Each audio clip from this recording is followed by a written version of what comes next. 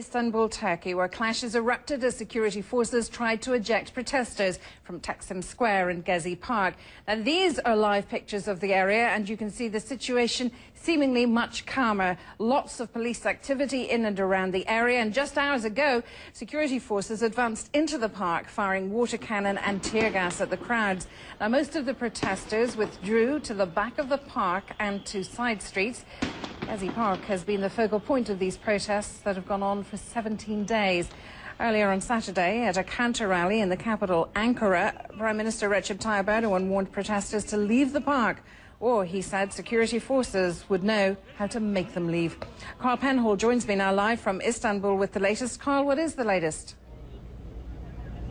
Well, Fanula, as you say, just as night fell, Prime Minister Erdogan and his security forces made good on that promise to clear Gezi Park, and hundreds of riot police made their way from Taksim Square, backed by water cannons. Those water cannons also have bulldozers on. They ploughed through barricades that the protesters set up days ago, and they also, as they went, they were firing tear gas. They did meet some resistance from protesters who were throwing stones back at the police, but literally hundreds of police in lines made their way through Gezi Park, and as they did, they were tearing up parts of the tent city that has been there now for more than 2 weeks.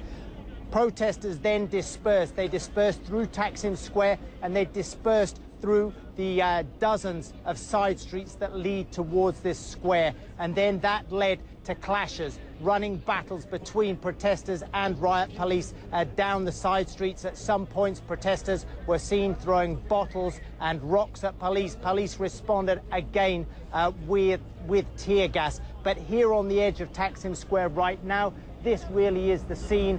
Some of the riot police that were in action earlier on are now resting. Their gas masks are off, although there is still a smell of that tear gas in the air.